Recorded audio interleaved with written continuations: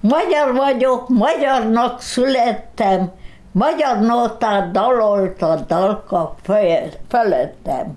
Magyarul tanított imádkozni anyám, és szeretni téged, gyönyörű, szép hazám. Beásta lelkedet az én szívembe, szívem közepére ástatta azt. Ez volt, így tanultuk. És láss, hogy mi történt utána. A hétköznapok zakatolása közben számtalan emberi történet fut el mellettünk. De ha figyelünk, észrevehetjük, hogy mások történetei mennyire hasonlítanak a miénkre. A versekben mindez ott van, s ha felfedezzük, segíteni is képes a hétköznapokban, s rájövünk, hogy nem vagyunk egyedül. Minden alkalommal egy ismert vendég beszél egy vers kapcsán az életéről, és arról, hogy mit gondol a világról. Egy kicsit másképp, soron kívül, Luther Imrével.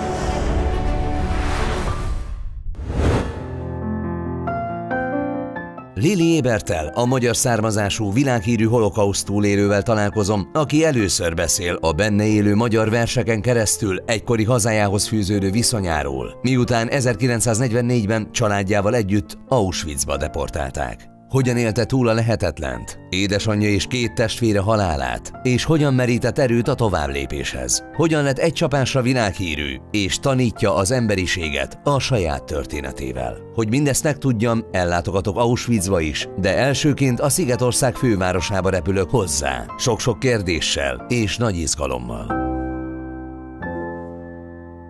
Londonban vagyunk, a Piccadilly Circusnél, nagyjából fél órányi távolságra Lili Ébert lakásától.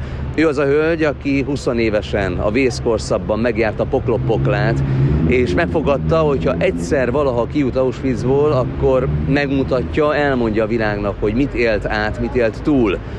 Aztán hosszú évtizedek teltek el, Londonban talált nyugalomra, és most közel 100 évesen arról beszélgetünk, hogy milyen emlékei vannak a vészkorszak előtti időszakról, egyáltalán hogy emlékszik vissza Magyarországra, miért nem tért valójában vissza soha a hazájába, szűkebb értelemben Bonyhádra, mennyire emlékszik vissza az iskolában töltött évekre, a barátokra, hogyha voltak ilyenek, mit jelent neki a magyar szó, és azon belül is mondjuk a magyar költészet, emlékszik-e versekre, és mit jelent neki mondjuk Petőfi Sándor.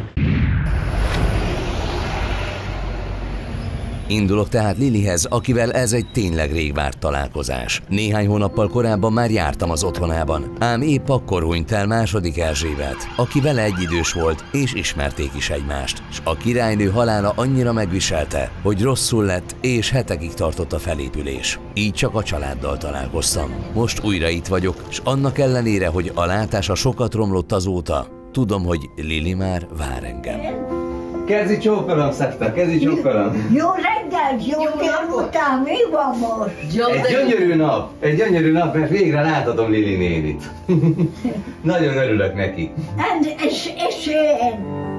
Kedvességből unokájához, Ninához hasonlóan magam is olykor Szaftának, vagyis nagymamának szólítom Lilit. Londonnak ezen a részén egyébként sok zsidó család él, akik többsége aktívan gyakorolja a vallását. Nem is olyan messze ott áll Churchill szobra, aki a háború idején Nagy-Britannia miniszterelnöke volt. Legnagyobb erénye, hogy az elkerülhetetlennek látszó vereség küszöbén is elutasítottak a kapitulációt, és szilárdan ellenzett bármiféle tárgyalást a náci Németországgal. Hosszú ideje él tehát itt Lili, aki felnőtt fejjel fiatalon élte meg a haláltábor szörnyű kínját, amit máig nem ért, hogy miért kellett ezen keresztül mennie.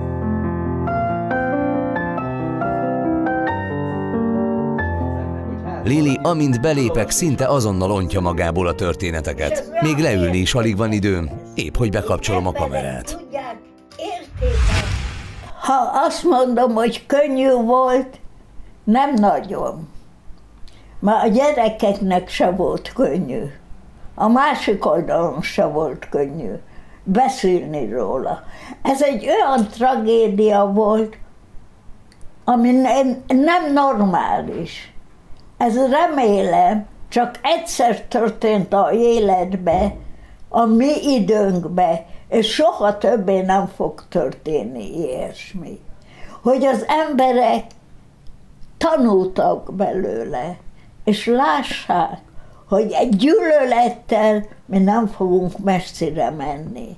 Hogyha el akarjuk élni, hogy jobb életünk legyen mindannyiunknak, akkor meg kell tanulni, hogy élni nyugalomba és szeretettel egymással.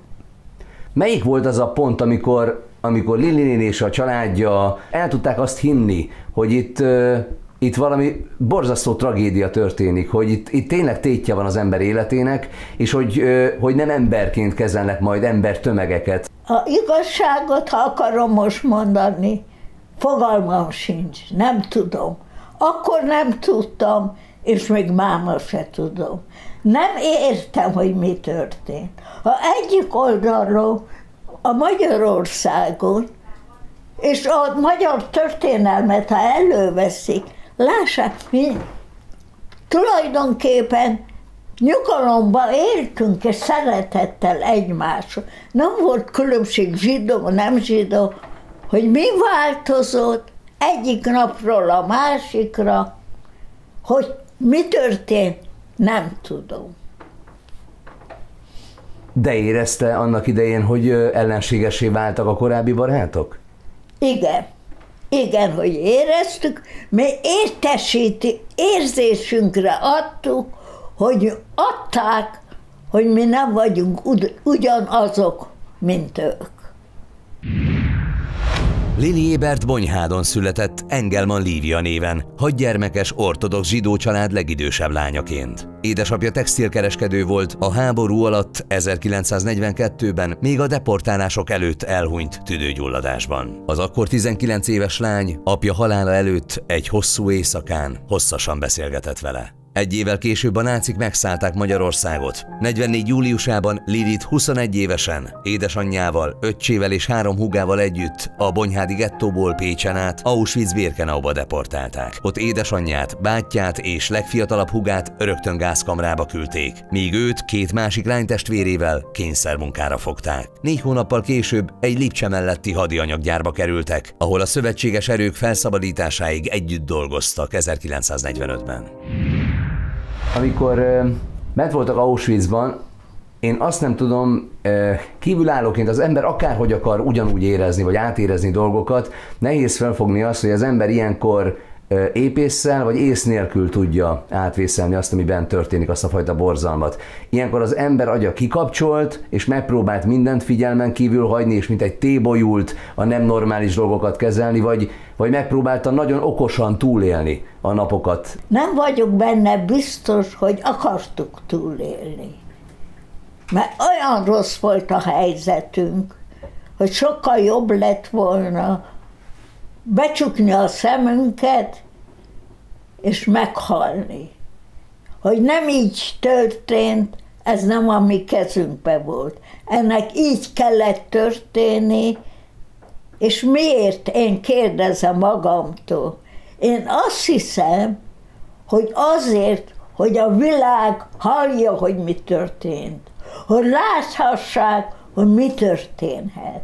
Hogy emberek vagyunk, nem vagyunk se nem jobbak, se nem rosszabbak valaki más, egyforma emberek. És hogy mi történhet a világból, hogyha szeretet helyett gyűlölet fogja uralkodni a világot. És az a probléma, hogy sok embernek ezt akarja elélni. Nem volt logika. Nem tudtunk, és még a mai napig se tudok, hogy logikusan ez történt egy periód az életünkben, ami nem emberi. Miért történt, mi történt, nem tudom.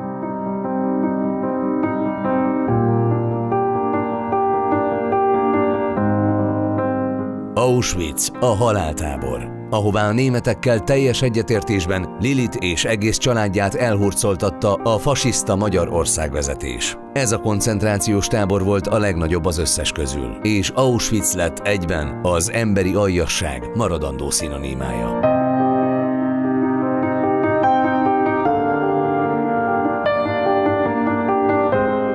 Lilivel való beszélgetésem után, aminek a bemutatását mindjárt folytatom, elutaztam, el kellett utaznom Lengyelországba, Osztviecsimbe.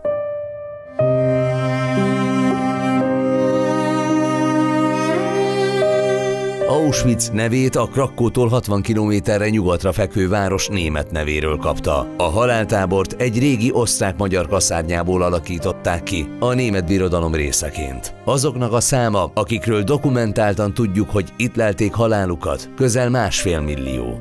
Rudolf Höss, a tábor később itt felakasztott parancsnoka, sok millió emberről tudott, és ezt vallotta. Maga a gyilkolás volt a leggyorsabb lépés. Könnyű volt. Még őrökre se volt szükség, hogy betereljük őket a kamrákba. Egyszerűen bementek maguktól, mivel azt hitték, zuhanyozni visszük őket. És tényleg, itt a gázkamrák prototípusában, Auschwitzban is csak bent, a közzuhanyzónak álcázott gázosítókban látszanak a körmök karcolta utolsó kínok nyomai a falakon.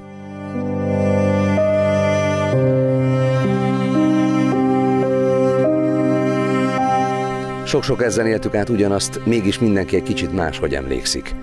Nekem olyan élénk emlékeim vannak, hogy soha nem fogom elfelejteni, közben pedig van, amit felidézni sem tudok, amit elvesztettem, így a Lili a könyvében. Itt állunk az auschwitzi halálgyárak mintájánál, az egyes komplexumnál, amely az egész tábornak az adminisztratív részlege volt, és amelynek a felirata a munka felszabadít, a munka szabaddá tesz, épp oly hamis látszatot vagy hamis érzetet ébreszthetett az ideérkezőkben, mint hogy élve szabadon kikerülhet valaha innen valaki, vagy hogy egyáltalán a többletmunkának bármifajta értelme lenne. Aminek semmi alapja nem volt persze. A pontos számok nem lehetnek ismertek, mert a nácik megpróbáltak minden nyomot eltüntetni a népírtás után. Levágott hajcsomók tonnái, bőröndök százezrei, cipők milliói. Ez maradt. Az áldozatok 90%-a zsidó volt. A magyar áldozatok emlékére egy külön épületben rendeztek be kiállítást, magam is lerovom kegyeletemet. Az igazi halálgyár azonban mellette a 2-es számúnak hívott Auschwitz-Birkenau volt. Lilit is itt tartották fogva. Csak az úgynevezett Höss akció során 1944 májusától 56 nap alatt 430 000 magyar zsidót öltek meg Auschwitzban. Akkor hurcolták ide Lilit és családját is. Több ezer holttestet a szabadban ásott gödrökben égettek el, mert már a krematóriumok sem bírták.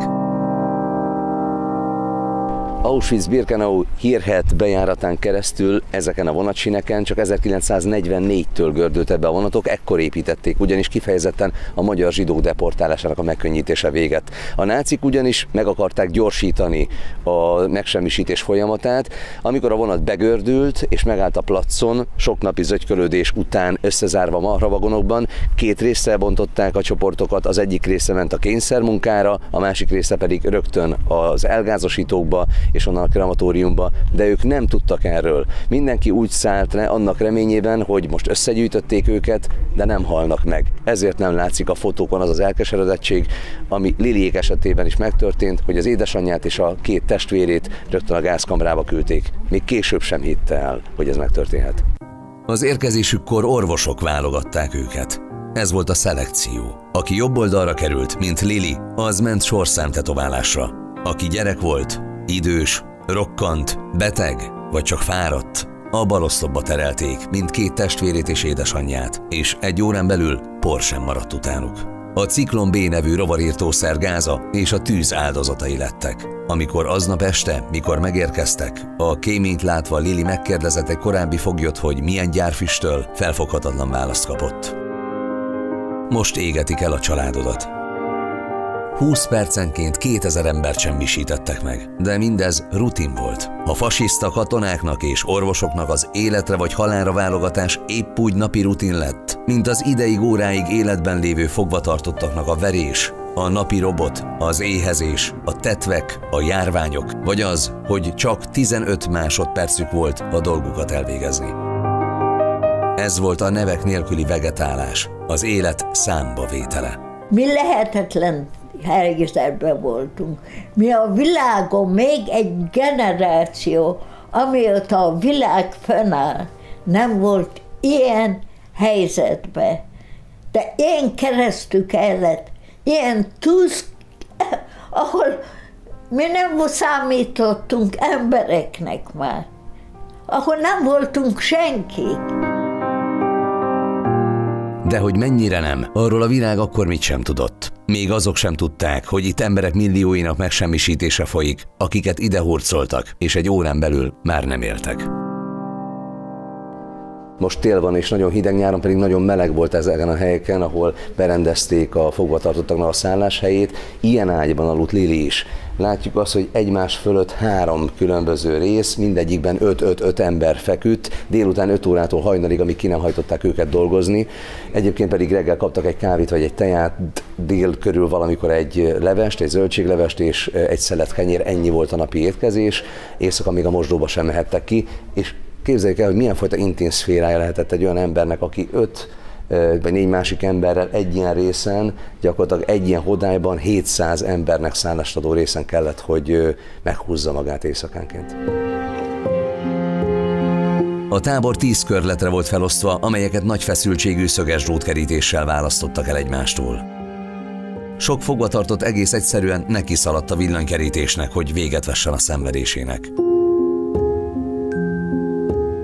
A magyar körletbe megyek, ez ma a látogatóktól elzárt terület. Csak a romjai vannak az egykori baraknak. A 10-es épület volt az, amiben Lilit fogva tartották. A felszabadítás előtt néhány nappal itt mindent földig romboltak a nácik. Ami van, az 1945-öt idézi. Nem nyúltak hozzá. Csak nézem, s a Lilivel hasonló korú, ugyanabban az évben Szerbiában raboskodó, végül magyarok által tarkón lőtt magyar költőzseni Radnóti Miklós eklogája jut eszembe, akinek verséről, özvegyével, Gyarmati Fannival is beszélgettünk személyesen. Este van. Egy nappal rövidebb, lásd, újra a fogság, és egy nappal az élet is. Alszik a tábor. A tájra rásüt a hold, s fényében a drótok újra feszülnek. S látni az ablakon át, hogy a fegyveres őrszemek árnya lépdel a falra vetődve, az éjszaka hangjai közben.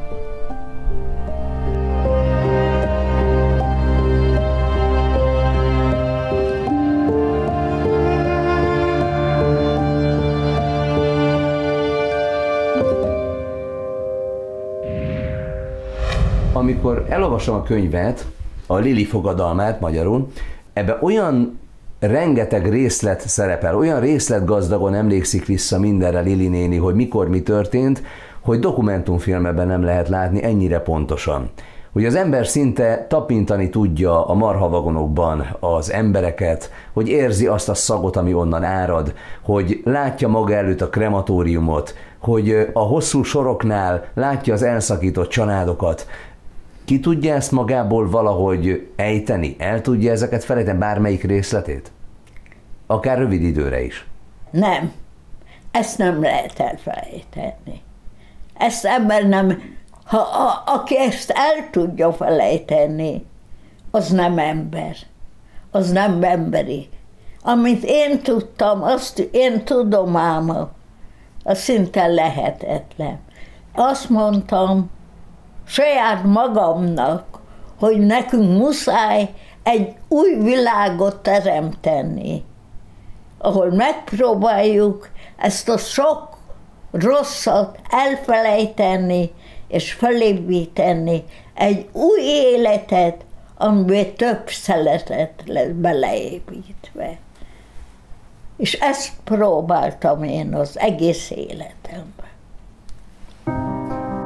A foglyokat az egész németek megszállta Európából vasúton szállították, naponta érkeztek szerelmények Auschwitzba. A táborba érkezőket 3 csoportra osztották. Egy csoport néhány órán belül a gázkamrába ment. Ezeket az embereket Birkenauba küldték, ahol naponta több mint 20 000 embert lehetett elgázosítani. Így járt Lili édesanyja és 2 testvére is. A foglyok másik részét rabszolgamunkára használták gyárakban, akik többsége szintén meghalt. A harmadik csoport a József Mengele féle orvosok kezébe került. Főleg ikrek, törpék, akiken embertelen kísérleteket végeztek. A halál angyalai rengeteg nőt is befogtak, hogy a meddőség kialakításával kísérletezzenek rajtuk. Lili is járt Mengelénél, sosem felejti.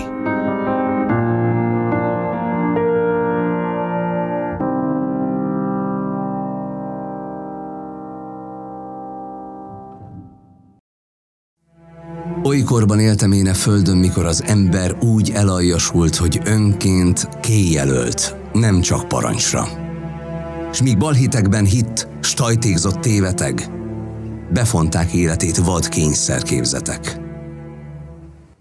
Olykorban éltem én a földön, mikor besúgni érdem volt, s a gyilkos, az áruló, a rabló volt a hős. S ki néma volt netán, s csak lelkesedni rest, már azt is gyűlölték, akár a pestisest. Olykorban éltem én a földön, mikor ki szót emelt, az bújhatott, s rághatta szégyenében ökleit. Az ország megvadult, s egy rémes végzeten vigyorgott vértől és mocsoktól részegen.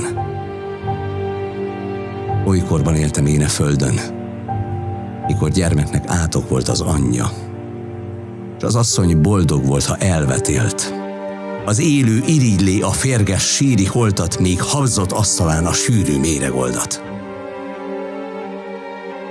Olykorban éltem én a földön, mikor a költő is csak hallgatott, és várta, hogy talán megszólal újra, mert méltó átkotit úgysem mondhatna más, a rettentő szavak tudósa, Ézsaiás.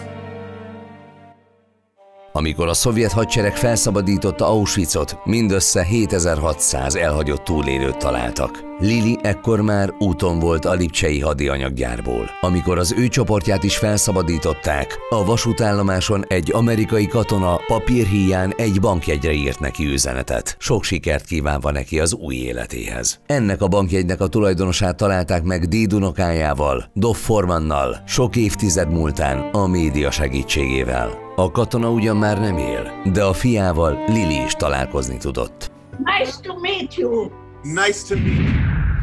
2021-ben a világjárvány idején dédunokájával, Dov Formannal megírta a Lili fogadalma című könyvet, amely a Sunday Times listáján is bestseller lett. A közösségi médiában pedig több milliós követőtáborával világhírűvé vált. My number is A10-572. That is what I was. I didn't call me, I was not my name. We were not humans. We were only a number. And we were taken also only for a number. A könyv előszavát Károly herceg, jelenlegi brit uralkodó írta, aki királyként is kitüntette Lilit. Ebben a könyvben beszámol róla, hogyan élte túl Auschwitzot, és hogyan merített erőt a továbblépéshez. Engem is megérintett, és egy nagyívű költemény született belőle, amit Lilivel együtt önök is hamarosan hallhatnak. Előtte azonban azt kérdezem, melyik vers jut eszébe hirtelen? És akkor előbukkan, figyeljenek, a himnusz. Isten áld meg a magyart jókedvel, bőséggel, nyújts feléje védőkart, ha küzd szenvedéssel.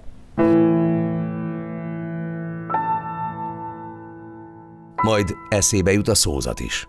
Hazádnak rendületlenül légy híve, ó magyar, bölcsőd az, majd a sírod is, mely ápol és eltakar. A nagy világon e kívül nincsen számodra hely.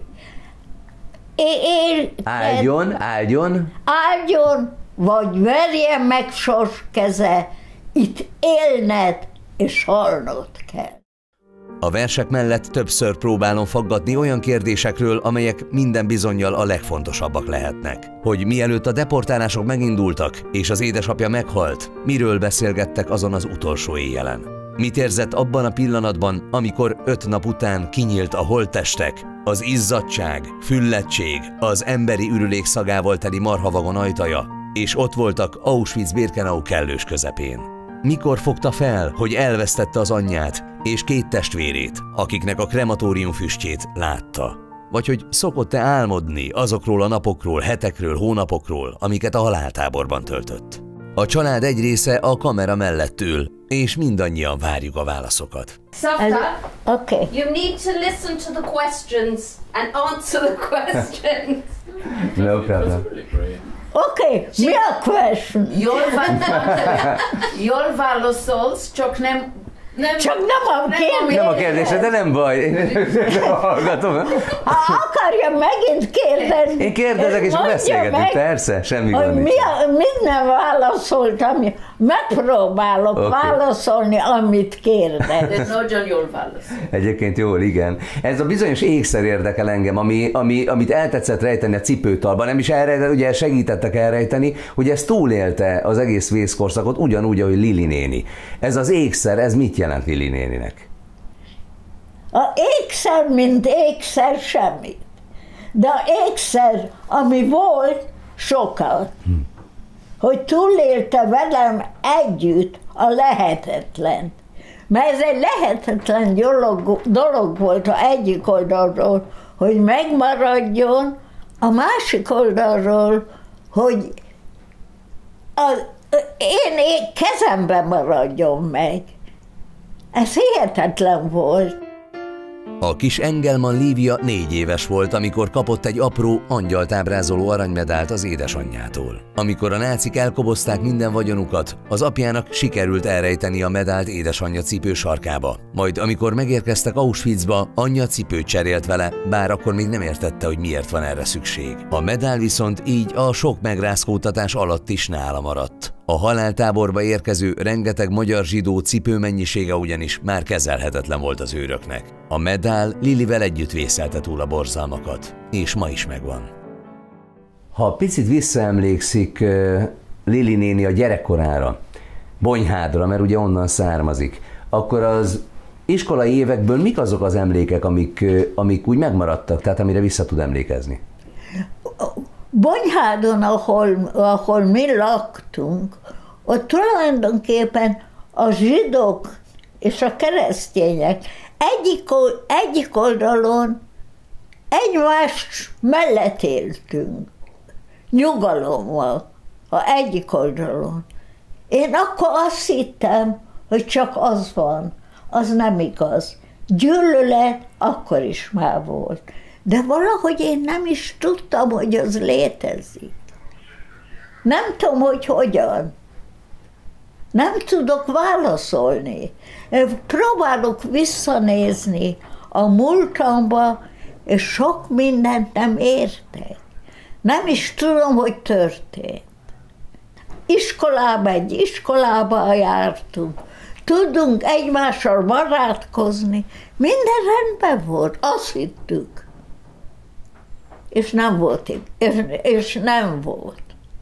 Az iskolai időszakra visszatetszik emlékezni? Például Lili néni tanulta a magyar verseket? Melyiket akarja mesélni? Bármelyiket, amelyik a kedvence. Ki volt a kedvenc költője, kikről tanultak? Petőfi Sándor.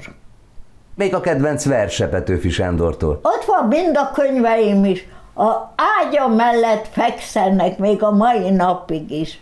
Lili néninek a testvére, Imre, ő szintén szerette a verseket, ő írt is verseket, igaz?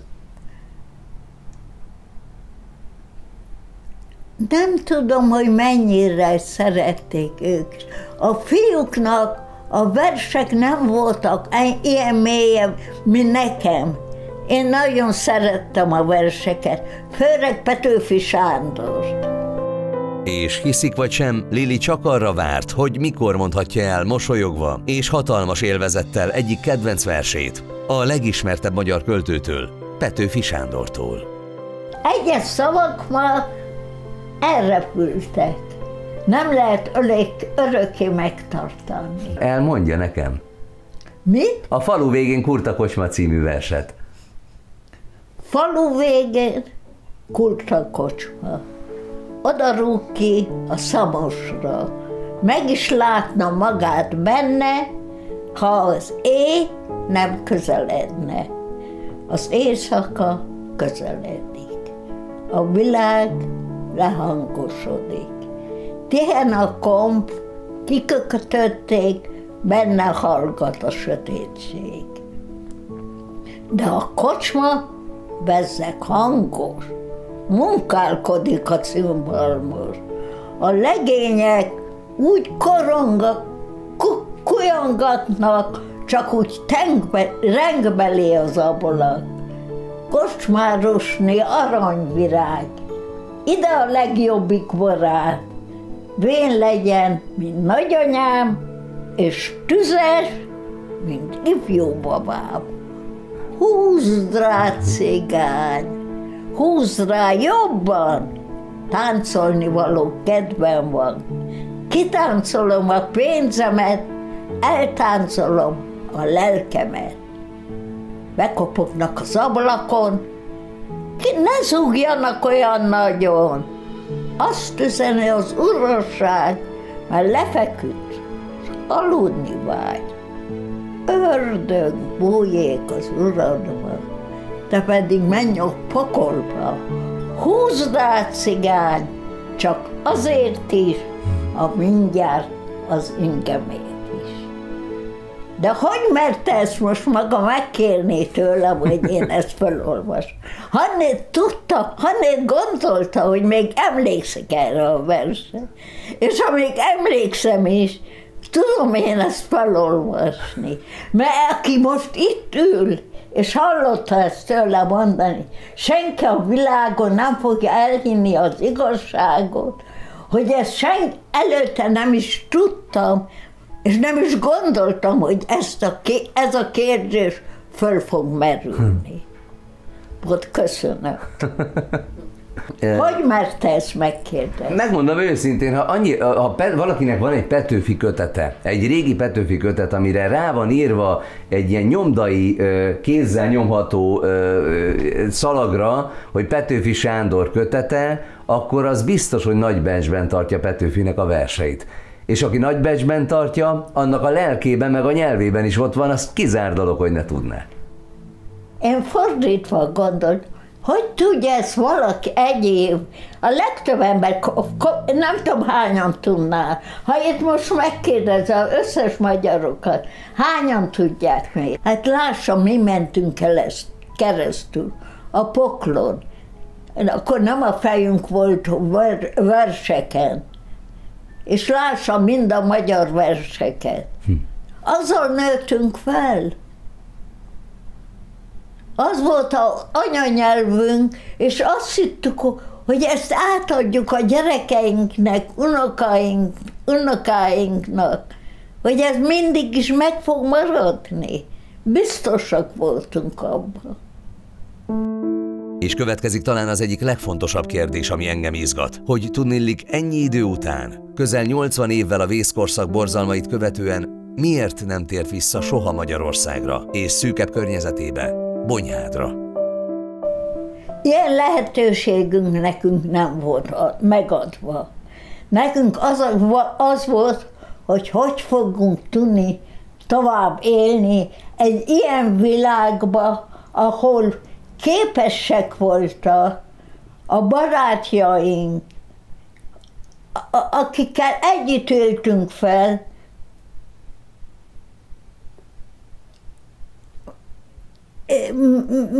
mit mondjak, nem tudom kifejezni, beszéddel, hogy mit akarok mondani, hogy így viselkedni, hogy képes voltak arra is, hogy nincs ránk nekik szükségük, hogy megölhetnek bennünket, és erre nem voltunk felkészülve.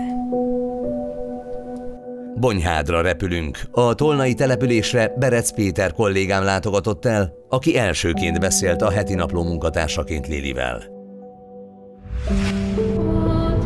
Ez itt Bonyhád, az egykor virágzó zsidó közösség egyik legfontosabb városa, ahol 1923-ban Lili születésekor minden 8. ember zsidó származású volt.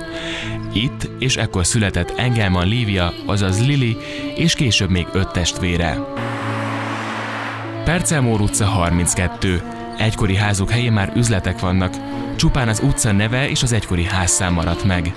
Drónkameránk mutatja a zsidó temetőt és a kis, nyugodt halkutcákat. Aki mostantól a Percelmór utca 32 előtt jár, Lili édesanyjának botlatókövét látja. Engelman Beresnyic Nina született 1897-ben. Ez pedig már a régi zsidó iskola helyén álló holokauszt emlékmű, ami 1222 áldozat nevét őrzi. A szigorú zsidó törvények után itt is létrejöttek az első gettók. Majd 1944-ben Bonyhádon is elindultak a deportálások. Lili ekkor még csak 21 éves volt. Édesapja meghalt, Imre testvére pedig munkaszolgálatba került. Így Berta, Piri, René, édesanyja és Béla, aki ezen az utolsó fennmaradt családi fotón hiányzik, elindultak Pécsen át Auschwitzba. Tehát Magyarországon is egy kis emlékkő, amely Lili családjára emlékeztet. Ők nem voltak azok között a szerencsések között, akik Angliában még a háború előtt menedéket kaptak volna. Ez itt Frank Miser szobra London belvárosában, a Liverpool Station nevezetű pályaudvar mellett, illetve annak bejáratánál.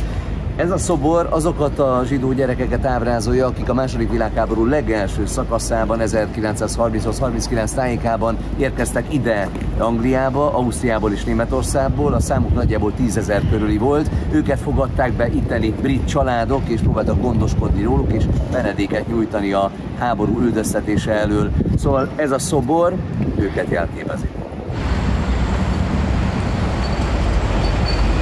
Amikor megtörtént a csoda, amit nehezen hittek el, hogy felszabadították a még életben maradt zsidókat, akkor mi volt az első pillanat, amikor elhitte, hogy ez már nem fordulhat vissza, és hogy tényleg megmenekültek, és hogy innentől van remény egy normálisabb életre?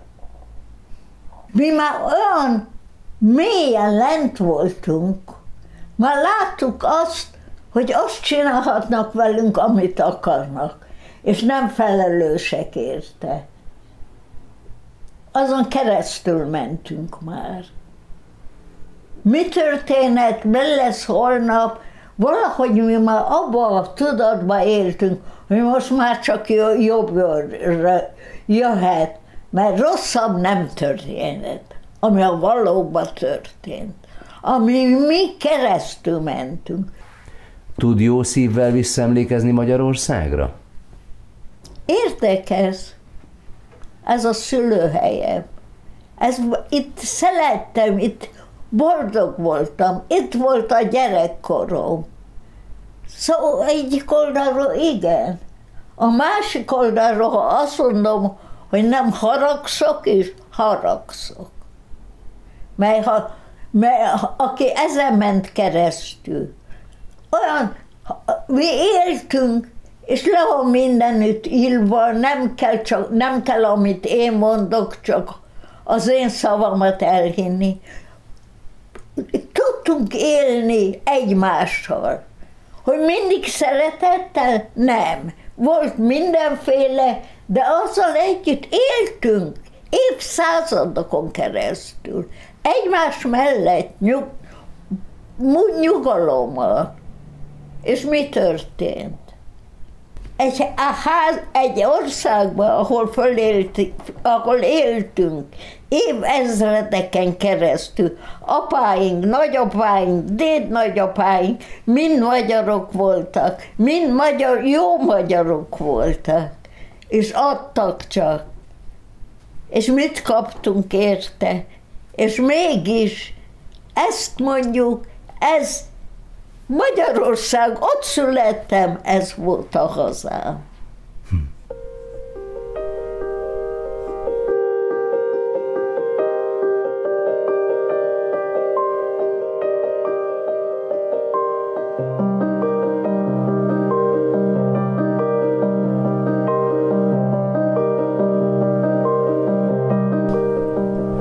Én írtam egy verset annak alapján, amit elolvastam ebben a bizonyos könyvben, amit a dédunokájával közösen le tudta tenni az asztalra.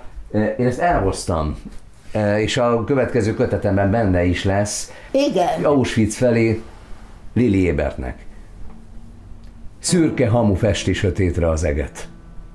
Nem látni túl a magas palánkon. Pokoli tüzet gyújtottak odabent, száll a lélek túl minden határon.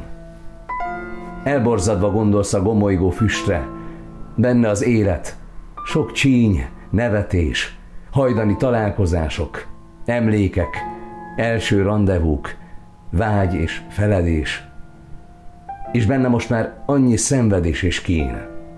Szétszakított szerelem, dúlt otthon, egy irányba nyúló véges vonatsín képes helylik zörgő vagonokon. Nincs ki aludna a zsúfolt kocsiban, élni is csak mint ki csapdába esett. Árad a bűz, ürülék és bomló testszaga nyomja el a verejtéket. Borzalom az odaút, nincs semmi látszat. Az élménye friss és áporodott. Körülveszi a szégyen, a gyalázat az elmét és a szűk marhavagont. Folytonos éjjel-nappali transport szállítja el zsidók százezreit. Egyenruhák és puskák parancsolnak némaságot és holt reményt nekik. Utoljára látják egymást családtagok. Az érkezőket két sorba rakják. Idéglenes túlélők lélegzik be eltüzelt szülők maró testszagát. Vannak érzéseid, mégsem érzel semmit. Gondolatod is, de nem gondolkodsz. Az idő képtelenül lassan telik, mikor várod, mit felfogni sem tudsz. Itt más fogalom az, ha elszáll az élet. Mást jelent várni, és más a magány. Nem hordoz semmi értelmet a biztos, és biztos véget jelent a talán. Ez az a hely, ahol a büszke ezüstcsas szabadság helyett halálmadara. Ördög ilyen figyeli, hogy repül szét az elporlasztott életek hada. Hörög a rossz tüdő, zörögnek a csontok, bőr tartja csak az emberi testet. Éjjel s nappal is szétesnek az álmok, nem létezik az emberismeret. Ahol kínos a csönd és ordít a sírás, a bolygó sebe, kietlen tájék. Látod, ahogy a rab magának sírt ás, itt az élet egy halálos játék. Történelem a jelen emlékezete. Fárad a lélek, hogy visszanyúljon. Nem akar virágok között dögszagú emlékekkel merengeni a múlton. Eső sem mossa el Auschwitz szégyenét. Gyűlölettel néz szembe a bátor, családok története porban, szélben, zarándokhely lett a haláltábor. Cipősarokba rejtett kis aranymedál, rajta egy angyal, ennyi maradt meg. Őrzi egy lány, s mások történetét, kik milliók közt voltak egyetlen egy. Múlik az idő, s vele az emlékezet, nem tanul úgysem az emberiség. Új háború törli a rettenetet, s tévén nézzük a megsemmisülést.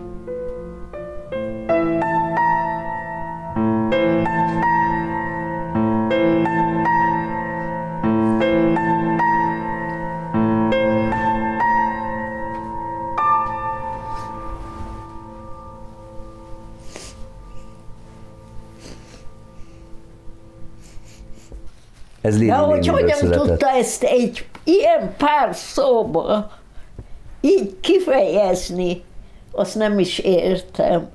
Én próbáltam írni hetekig, hónapokig, nem sikerült nekem. Nem éreztem, hogy vissza tudom adni a negyedét is legyen ennek az érzésnek, hogy mit éreztünk a valóban.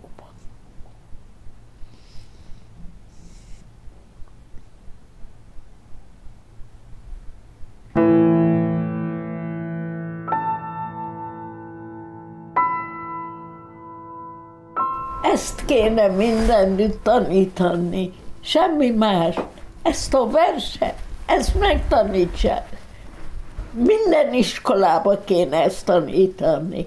Ennek kéne a legelső dolognak lenni, hogy ez történhet, ha csak így fogunk tovább élni. Ez tehát Lili Ébert története, aki túlélte Auschwitzot, és 1945-ben történt szabadulása után 2 húgával együtt Svájcba utazott az életét újrakezdeni.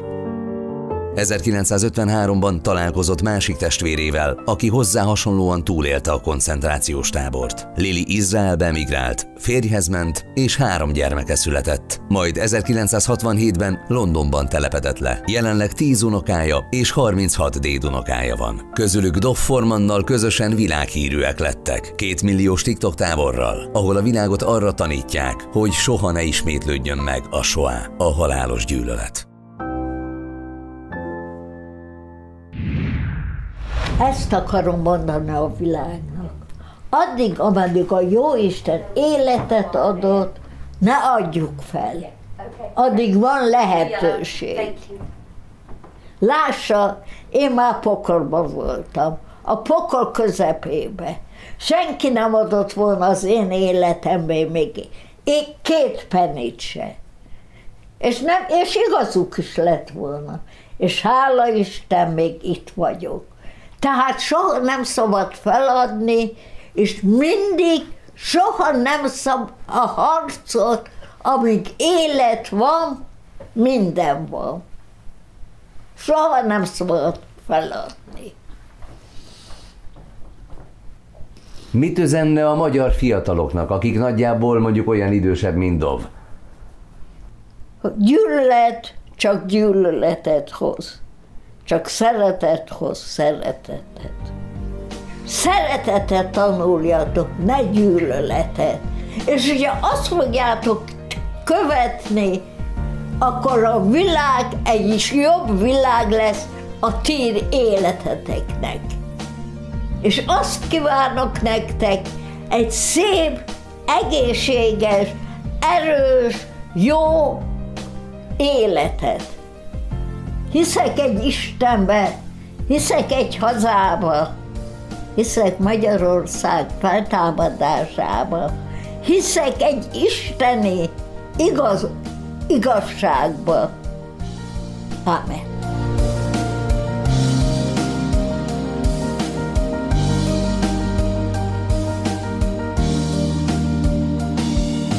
Támogatónk a Líra könyvesbolt hálózat. Teret adunk az olvasásnak. A műsor támogatója a Ha Szeretsz című Luther Imre sorok között beszélgetéseit tartalmazó kötetének kiadója az Atheneum kiadó. Orfűi Horizont idéző Parkmotel, ahol az ihlet életre kell. A műsor támogatója Luther Imre Lételem című verses kötetének kiadója a Magyar Versmondók Egyesülete. A műsor támogatója a Blick. A felvételben partnerünk az Erla Technopro Kft.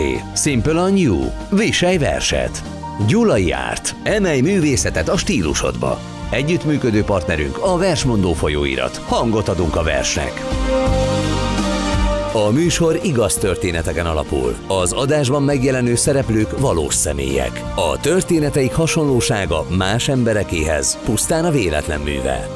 A versek által okozott katarzisért a műsor készítői felelősséget vállalnak.